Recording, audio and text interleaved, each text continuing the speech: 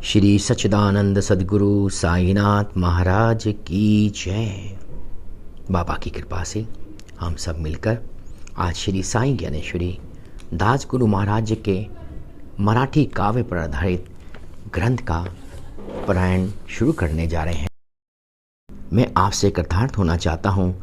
आप पूर्ण हैं, मैं अपूर्ण। आप अपनी पावन धारा से मेरी कमियों को पखारें एवं मेरी रिक्तता को अपनी कृपा वृष्टि से पूर्ण करें। मैं ग्रंथबद्ध होकर अपने को आपके श्री चरणों में समर्पित करता हूँ। ये ग्रंथ जो आपकी ही रचना है, इसका पारायण शुभ आरंभ करता हूँ। जैसे कि हिंदू संस्कृति में रिवाज है कि सबसे पहले कोई भी शुभ कार्य करने से पहले सबसे पहले हम गणेश जी की वंदना करते हैं और उसके बाद माँ सरस्वती की और अपने गुरु की। आइए हम श्री गणेश जी की वंदना करते हुए गणेश जी को आह्वान करते हैं और कहते हैं, ओ गणपति, आप समस्त गणों के प्रथम ईश हैं। आपको सभी प्रथम देव कहते हैं, श्री गणेश कहते हैं। सभी शास्त्रों में सर्वप्रथम आपको याद करते हैं, आपकी वंदना करते हैं। आप भगवान शिव के दिव्य ललाट पर चंद्रमा की तरह विराजमान एवं सुशोभित हैं। आप मंगलकारी हैं। मैं सर्वप्रथम आपकी वंदना करता हूँ। आइए अब माँ सरस्वती की वंदना करते हुए कहते हैं, ओ माँ शारदे, आप वाणी और स्वर की देवी हैं।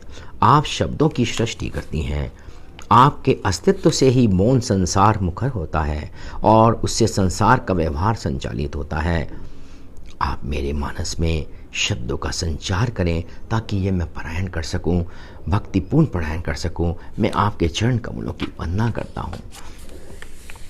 आइए उसके बाद में अपने गुरु के चरणों में हम प्रणाम करते हुए कहते हैं, हे साईनाथ, आप इस जगत के सूत्रधार हैं। आप संपूर्ण जगत में सर्वव्याप्त हैं।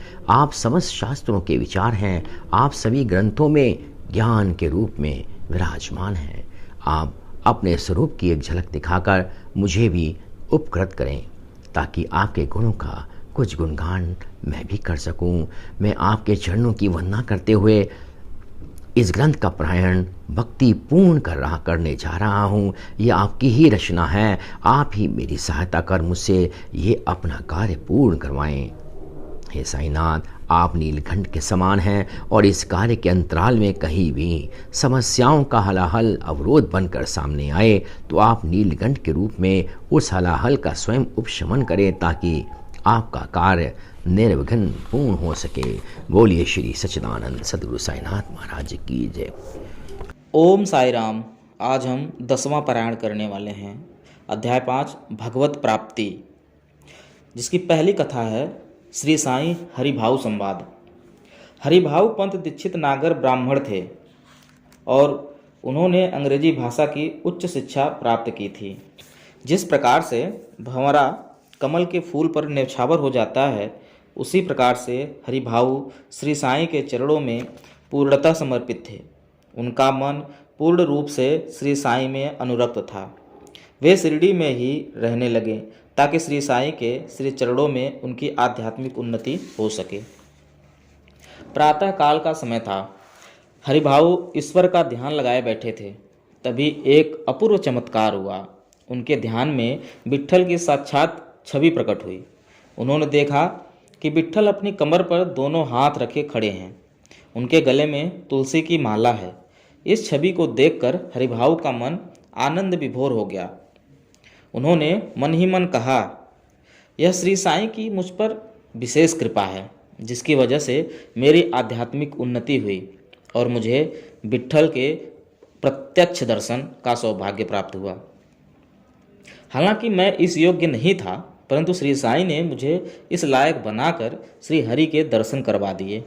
इस अनमोल आध्यात्मिक लाभ के अलावा अब मेरी कोई भी अन्य मनोकामना नहीं है। दीक्षित आनंद मग्न थे। वे मस्जिद आए और उन्होंने श्री साईं के दर्शन किए। श्री साईं ने हरिपंत को कहा, काका, आज का दिन कितना अच्छा है। आज के दिन तुम धन्य हो गए। क्या विठोबा पाटिल खुद चलकर तुम्हारे पास नहीं आए? जो संतवाड़ी के पाटिल हैं, वे संसार का कल्याण करने वाले हैं। यानी संतों के मन मंदिर में निवास करने वाले पाटिल संसार का उद्धार करते हैं। उस विठोबा पाटिल के गुणों का वर्णन करने में शब्द भी छोटे पड़ जाते हैं। श्री साईं के ऐसे वचन सुनकर हरिभाऊ ने अपने दोनों हाथ जोड़े और कहा, हे बाबा, आपके कार्य ही अद्भुत एवं अनोखे हैं। आपकी लीला को कोई नहीं जान सकता। आपकी लीलाओं को तो सिर्फ आप ही जान सकते हैं। हे श्री साईं, हम आपके बच्चे हैं, आप हमारी माँ हैं। एक बच्चे के लिए अच्छा क्या है और अच्छा क्या नहीं है, इसे सिर्फ माँ का हृदय ही जानता है। हमारे हित में क्या है, हमारे लिए कल्याणकारी क्या है, इसे केवल आप ही जानते हैं। हे श्री साईं, मैं आपका एक अबोध बालक हूँ। मैं आपसे क्या विनती करूँ? मैं तो अपना विश्वास आपके श्री चरणों में रख चुका हूँ। अब चरण शरण में आए बालक का उद्धार करना आपके ही हाथ में है। आगे हरिभाऊ श्री साईं से कहते हैं, हे श्री साईं, विठोबा ने मुझे साक्षात दर्शन जरूर दिए, किंतु ऐसा खेल आपने ही तो खेला। ऐसा संभव करने वाले तो आप ही हैं। हम कठपुतली का नृत्य देखकर कठपुतली की प्रशंसा करते हैं, परंतु कठपुतली को नचाने वाला जो सूत्रधार है वही प्रमुख होता है। अतः हमें कठपुतली के सूत्रधार यानी ईश्वर की प्रशंसा करनी चाहिए। हे श्री साईं, आप एक कुशल सूत्रधार हैं। आप ही एक संपूर्ण समर्थ बाजीगर हैं। आप जैसा चाहते हैं वैसा ईश्वर से करवा लेते हैं। ईश्वर आपके हाथ का खिलौना है। आपकी जैसी इच्छा होती है उसी अनुरूप ईश्वर को कार्य करना पड़ता है। हे श्री साईं, आपकी मूर्ति जग के चप्पे चप्पे में व्याप्त है। आप सर्वव्यापी हैं। आप संसार की हर वस्तु में दर्शन दें। मैं संसार की जो भी वस्तु देखूं उसमें मुझे सिर्फ आपकी ही छवि दिखाई पड़े। इसके अलावा मैं आपसे और क्या मांगूं? इसके सिवा अन्य कुछ भी पाने की मेरी चाह नहीं। श्री साईं ने कहा, काका, मन में चिंता न करो। तुम्हारे मन की मुराद शीघ्र पूर्ण होगी। गुरु जिस पर प्रसन्न हो जाएं, उसकी मुलाकात ईश्वर से भी करवा देते हैं। गुरु चाहे तो वे भक्त को ईश्वर का साक्षात्कार करवा सकते हैं। जिसने सिर्फ गन्ने की खेती की हो, क्या उसे गन्ने का एक प्याला रस पीने के लिए नहीं मिलेगा? अवश्य मिलेगा। जिसने भक्ति की फसल उगाई हो, उसे भला भक्ति का मीठा फल कैसे नहीं मिल सकता? अवश्य मिलेगा। जिसके ऊपर भागीरथी प्रसन्न हो और जिसको स्वयं भागीरथी ही उपलब्ध हो जाए, उसे क्या शीतल जल की कमी रह सकती है? कभी भी नहीं।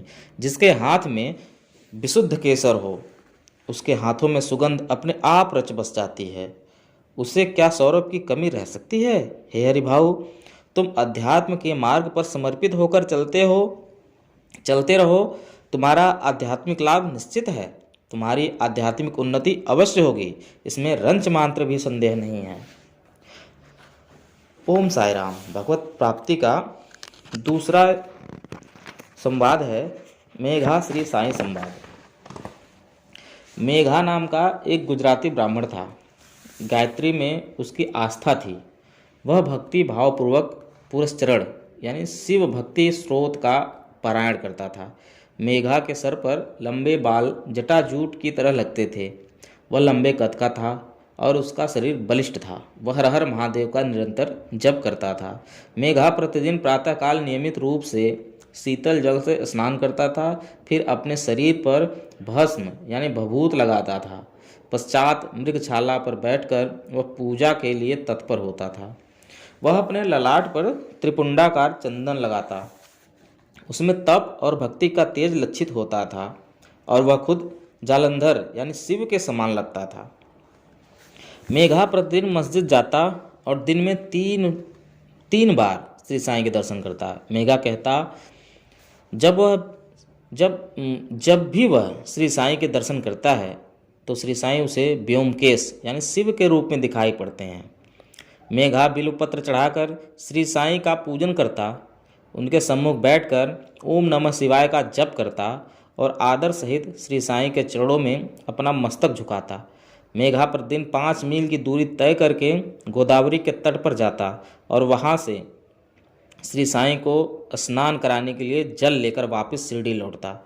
लोगों के पूछने पर मेघा कहता, श्री साईं त्र्यंबकेश्वर हैं, उनको स्नान कराने के लिए गोदावरी का पवित्र जल ही सर्वथा उपयुक्त है। अन्य कोई जल श्री साईं को स्नान कराने के योग्य नहीं है। मेघा शिव भक्त था। उसका रोम रोम भगवान शिव की पूजा आराधना एवं भक्ति में संलग्न था। वह श्री साईं को भी भगवान शिव ही मानता था। श्री साईं भी अद्भुत थे। वे मेघा की भक्ति भावना को निरंतर विकसित करते जा रहे थे। मेघा जिस रूप में उसकी पूजा करता था, मेघा जिस रूप में उनकी पूजा करता था, वे उससे वही पूजा स्वीकार कर लेते थे। यहाँ तक कि मेघा जब उनकी ओर देखता था तो श्री साईं उसे शिव के रूप में अपना स्वरूप दिखाते थे। मेघा की असीम भक्ति भावना को देखकर कृपा मूर्ति श्री साईं उस पर प्रसन्न हुए। उन्होंने मेघा से कहा, यह लो, मैं तुम्हें आशीर्वाद के साथ यह शिवलिंग दे रहा हूँ। तुमने हृदय से शिव को पूज्य, आराध्य एवं परमेश्वर माना है। अब तुम इस शिवलिंग की नित्य पूजा करना। तुम्हारी आध्यात्मिक उन्नति होगी, तुम्हें भगवत प्राप्ति होगी। मेघा का यह संक्षिप्त में वर्णित चरित्र है। मेघा की तरह कोई भी व्यक्ति, चाहे वह ईश्वर के किसी भी स्वरूप की उपासना करता हो, श्री साईं उससे आहत या प्रतिहत नहीं होते थे। श्री साईं तो भक्त से केवल आस्था, श्रद्धा और भक्ति चाहते थे। भक्त किस स्वरूप में श्रद्धा रखता है, इससे श्री साईं को कोई मतलब नहीं था। श्री साईं की भक्ति की अद्भुत विशेषता है। कोई शैव भक्त श्री साईं को प्रणाम करता, श्री साईं उसे शिव के रूप में साक्षात दिखाई पड़ते। कोई वैष्णव भक्त उन्हें विष्णु मानकर प्रणाम करता, श्री साईं उसे केशव, श्री कृष्ण के रूप में दिखाई पड़ते। मुसलमान भक्तों को वे पाक परवरदिगार के रूप में नजर आते। जिसकी जैसी आस्था होती, उसे श्री साईं से वैसा ही अनुभव प्राप्त हो जाता। ओम साई राम। अगली कथा है नाना श्री साईं संवाद। चांदोरकर ने देखा कि श्री साईं हमेशा अपने पास एक ईंट रखते हैं। वे उस ईंट से बहुत प्यार करते हैं। उनके लिए वह ईंट प्राणों से भी अधिक मूल्यवान एवं प्रिय है। यहाँ तक कि श्री साईं रात में जब सोते हैं, ईंट पर अपना मस्तक रखकर ही सोते हैं। यह देखकर चांदोरकर को काफ़ी आश्चर्य हुआ।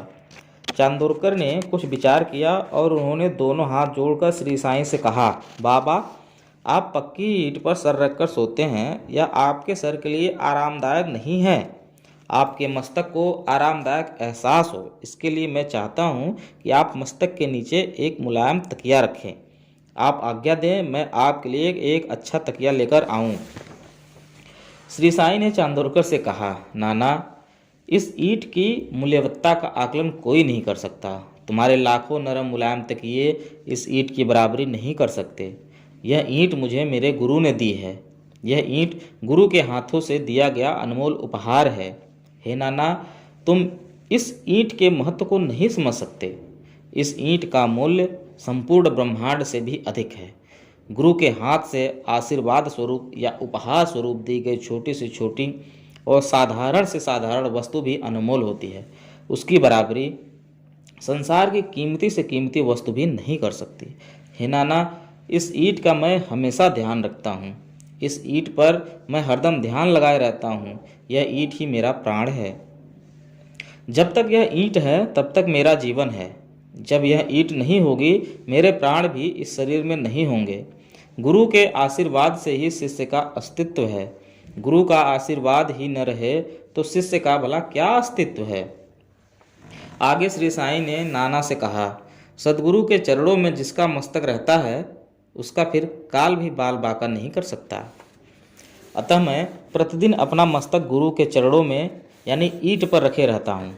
मेरे लिए यह ईंट गुरु के चरण हैं, ईश्वर के चरण हैं। मेरा यह मस्तक इस समर्थ और शक्तिशाली ईंट पर सदा झुका रहेगा, हमेशा टिका रहेगा। यह ईंट मुझे हमेशा शक्ति और लोकोपकारी क्षमता देती रहेगी। यह ईंट गोदावरी के जल की तरह है, जो अपने पावन परमाणुओं से भक्तों को शक्ति एवं उदारता की क्षमता देता रहता है। श्री साईं के ऐसे वचनों को सुनकर चांदोरकर भाव विभोर हो गए। उन्होंने ईंट पर सादर मस्तक झुकाया। उन्होंने कहा, हे श्री साईं, आप धन्य हैं। आपने हमें ईंट की महिमा के साथ साथ सद्गुरु और ईश्वर की महिमा का भी ज्ञान करा दिया। ओम साई राम। अगली कथा है मौली साहब रतन जी श्री साईं संवाद। रतन जी नामक एक पारसी व्यक्ति नांदेड़ में रहते थे। वे नांदेड़ से रवाना होकर शिरडी के श्री साईं के दर्शन करने जा रहे थे। उसी दिन शाम के समय उन्होंने अपने घर पर मित्रों एवं प्रियजनों को चाय पर आमंत्रित किया था। उसी समय अचानक मौली साहब नाम के एक भगवत भक्त उनके आवास पर पधारे। मौली साहब का आगमन वाटिका में वसंत के आगमन के समान था।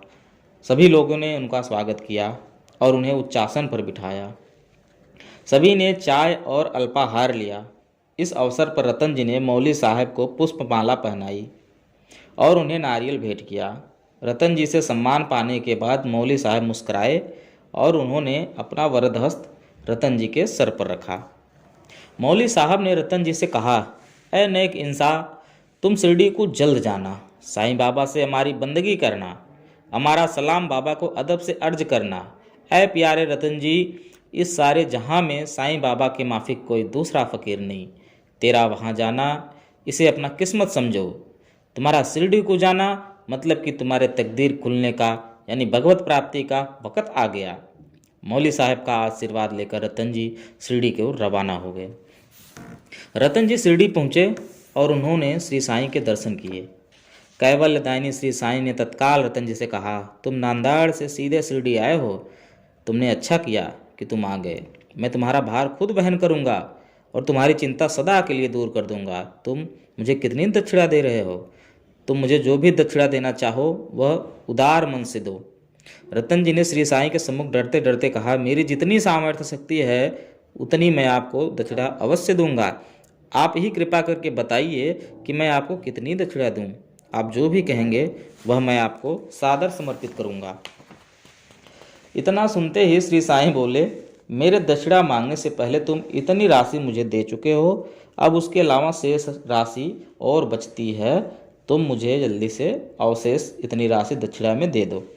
रतन जी ने श्री साईं की बात सुनकर मन में सोचा, मैं आज तक कभी शिरडी नहीं आया, मैंने पहले कभी श्री साईं के दर्शन नहीं किए, फिर पूर्व में मैंने श्री साईं को कोई दक्षिणा कहाँ दी?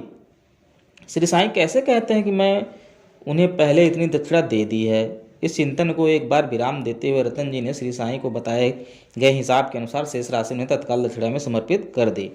श्री साईं का हिसाब उनके मस्तिष्क की पहुंच से बाहर था। दूसरे दिन श्री साईं ने रतन जी को संकेत दिया और कहा, अरे रतन जी, अभी 2 दिन पहले तुम्हारे यहाँ कोई मेहमान आए थे, तुमने उनकी मेज़बानी की थी ना, उस मेज़बानी को याद करो, फिर तुम्हारे मन का सारा संशय दूर हो जाएगा। श्री साईं से उदी प्रसाद ग्रहण कर रतन जी शिरडी से नांदेड़ लौट आए। श्री साईं ने उन्हें दक्षिणा के संदर्भ में जो हिसाब किताब बताया था वह उनके अंतर्मन में अब भी एक पहेली बनकर घूम रहा था। एक दिन रतन जी अपने घर खर्च का हिसाब खाता बही में देख रहे थे। उसमें उन्होंने देखा कि उनके घर में कोई मेहमान मौली साहब आए थे। उनके स्वागत में कुछ खर्च लगा था। यह खर्च उतना ही था जितना श्री साईं ने शिरडी में बैठे बैठे उन्हें बताया था। मेज़बानी में लगे खर्च को श्री साईं ने पूर्व में प्राप्त की गई दक्षिणा के रूप में बताया। श्री साईं द्वारा बताई गई राशि उतनी ही थी जितना उनके बही खाते में मेज़बानी का खर्च लिखा हुआ था। यह देखकर और समझकर रतन जी को बड़ा आश्चर्य हुआ। उनके मन का संशय दूर हो गया। रतन जी ने मन ही मन कहा, हे श्री साईं, आपकी शक्ति और सामर्थ्य अगाध व अद्भुत है। श्री साईं कहते हैं, अच्छे कार्यों के लिए जो भी खर्च किया जाता है वह सब मुझ तक पहुँचता है, वह सब मेरे निमित्त ही खर्च होता है। इसे चिरंतन सत्य मानो। यदि तुम सद्गुरु या संत का पूजन करते हो, सद्भावना से उनकी भक्ति करते हो, तो वह श्री साईं के निमित्त ही किया गया पूजन है। वह श्री साईं की ही भक्ति है।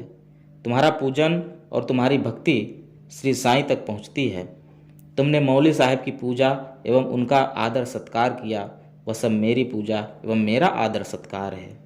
उनमें और मुझ में कोई फर्क नहीं। दोनों दो नहीं, एक ही हैं।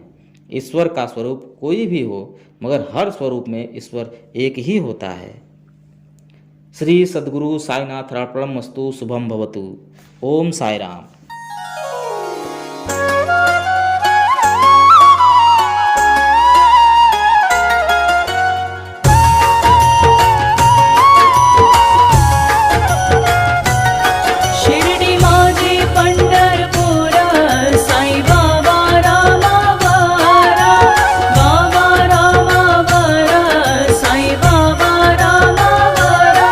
शुद्ध भक्ति चंद्र भागा भाव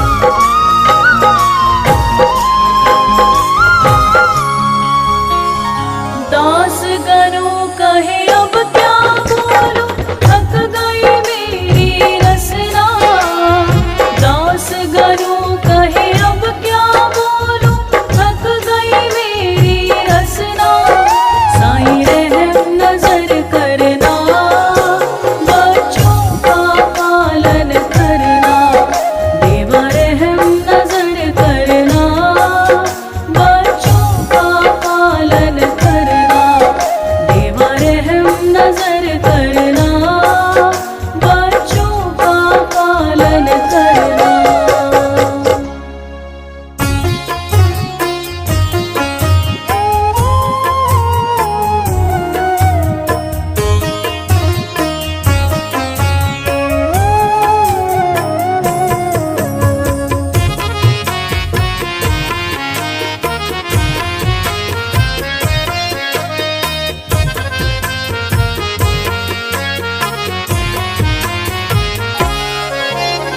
रहम नजर करो अब मोरे साईं, तुम बिन नहीं मुझे माँ बाप भाई। रहम नजर करो अब मोरे साईं, तुम बिन नहीं मुझे माँ बाप भाई। रहम नजर करो।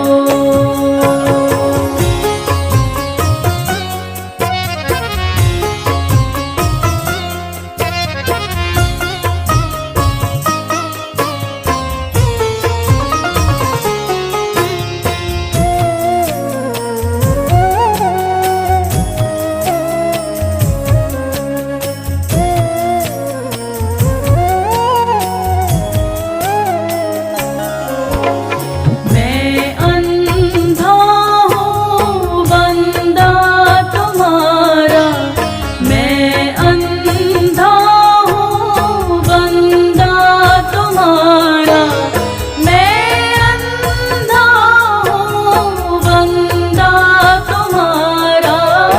मैं ना जानूं, मैं ना जानूं, मैं ना जानूं अल्लाह इलाही। रहम नजर करो अब मोरे साईं, तुम बिन नहीं मुझे माँ बाप भाई। रहम नजर करो।